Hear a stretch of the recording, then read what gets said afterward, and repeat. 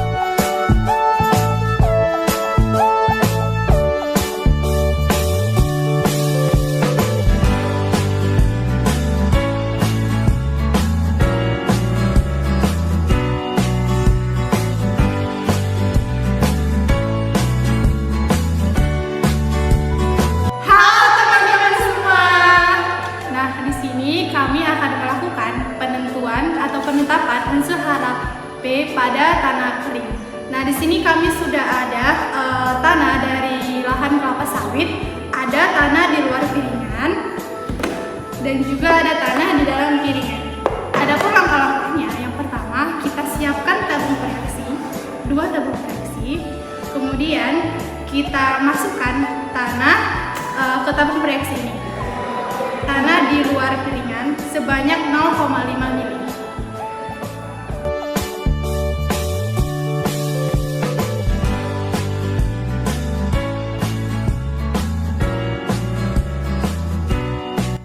Nah, ini kami sudah memasukkan tanahnya sebanyak 0,5 ke dalam tabung reaksi.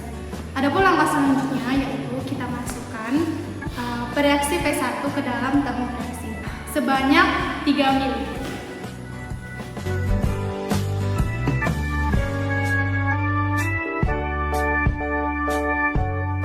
Nah, langkah selanjutnya setelah kita masukkan larutan reaksi P1 ke dalam tabung reaksi, maka kita aduk larutan menggunakan spatula selama 1 menit.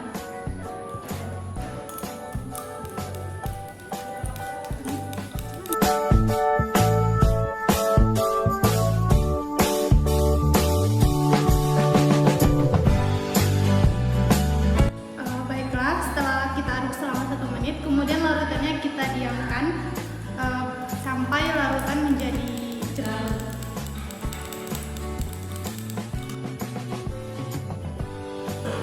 Baiklah, setelah larutan menjadi jernih, langkah selanjutnya yaitu kita masukkan larutan P2 ke dalam tabung reaksi sebanyak kira-kira 10 butir atau sedikit saja menggunakan spatula ini.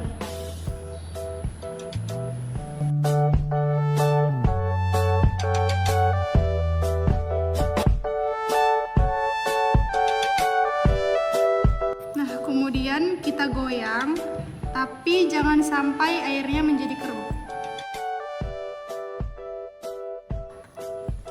Lakukan hal yang sama pada tanah di luar piringan.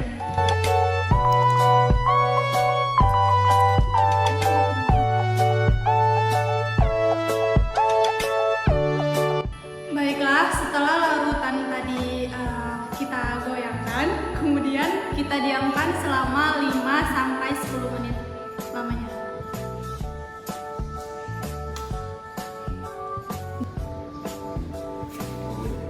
Nah, baiklah, setelah kita tunggu selama 5-10 menit lamanya, kemudian kita bandingkan warna pada dengan bagan warna rekomendasi pembentukan P.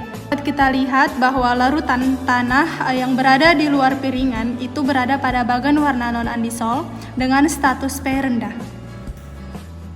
Sedangkan tanah pada di dalam piringan dapat kita lihat di bagan warna non-adisol, status P tanah itu tinggi.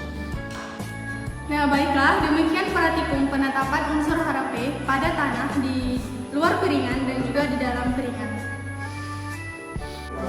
Halo guys, di sini kami akan melakukan uji penetapan pH tanah.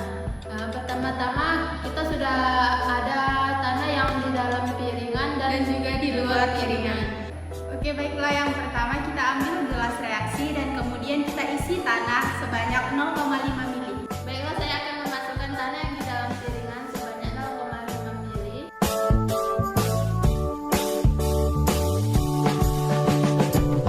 Lakukan hal yang sama pada tanah yang di luar piringan. Selanjutnya kita akan memasukkan reaksi pH 1 sebanyak 4 mili.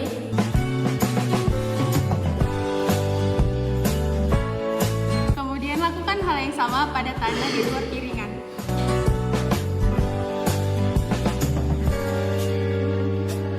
Kemudian homogen diaduk dengan pengaduk kaca.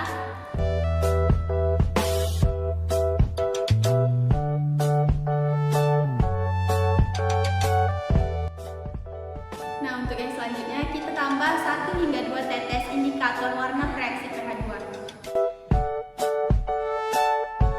Lakukan hal yang sama pada tanah yang ada di dalam piringan. Selanjutnya, diamkan larutan sampai kurang lebih 10 menit hingga suspensi mengendap dan terbentuk warna pada cairan jernih di bagian atas.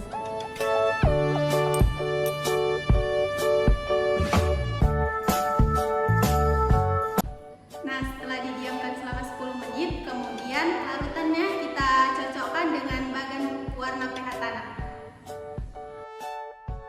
Nah untuk tanah yang berada di luar piringan itu menunjukkan warna kuning yang berarti agak masam dengan pH antara 5 sampai 6. Dan larutan pada tanah yang ada di dalam piringan itu menunjukkan pH 5 sampai 6 yaitu agak masam.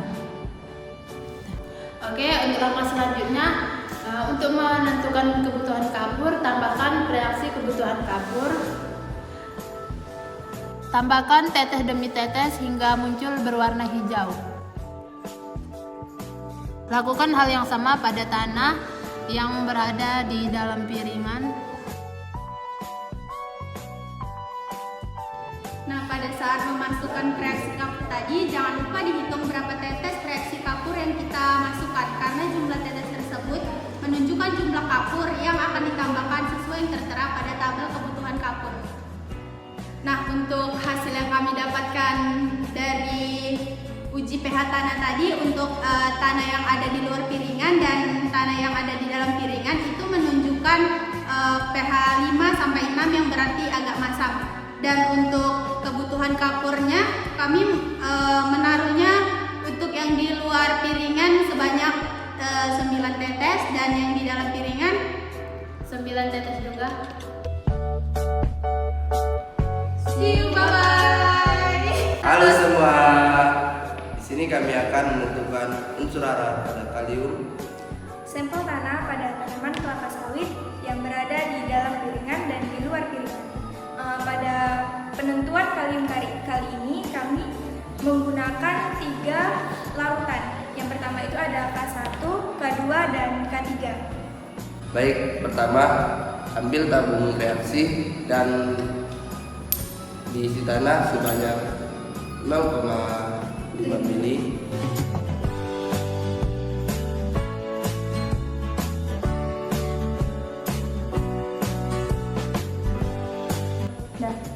Setelah tanah yang sudah dimasukkan ke dalam tabung reaksi, kita tambahkan larutan K1 sebanyak 4 mili.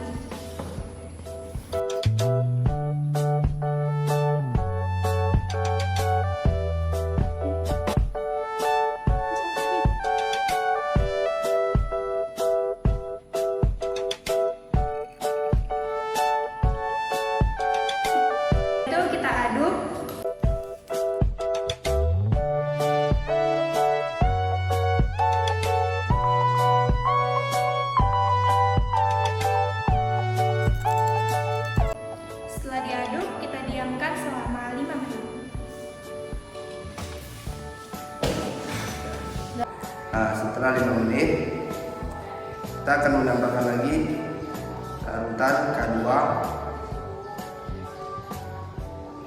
Ini ya teman-teman.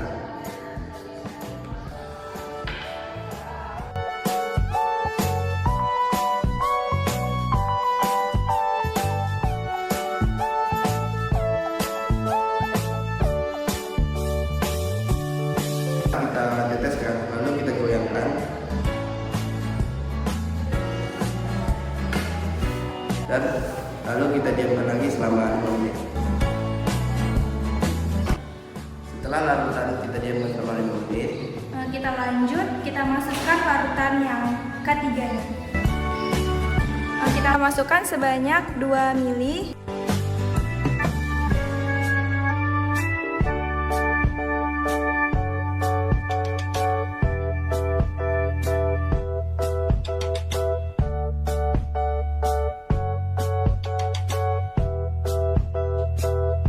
dan kita akan lakukan hal yang sama.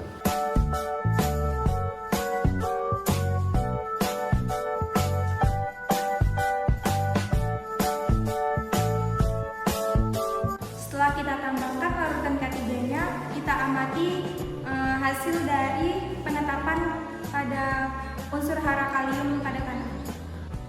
Seperti yang kita lihat pada tabung reaksi, apabila endapan putih pada tabung reaksi tidak ada, itu dikategorikan rendah, dan sedikit itu sedang, ada tinggi. Kita lihat pada tabung reaksi yang kita amati saat ini, itu ada sedikit dan kita kategorikan sebagai status yang sedang. Baiklah, demikian praktikum pengambilan sampel tanah kimia dari kelompok 2. Terima kasih. Bye-bye.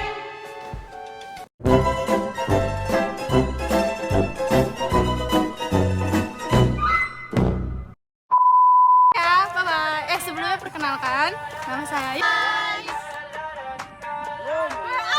Ini napa Dina loh?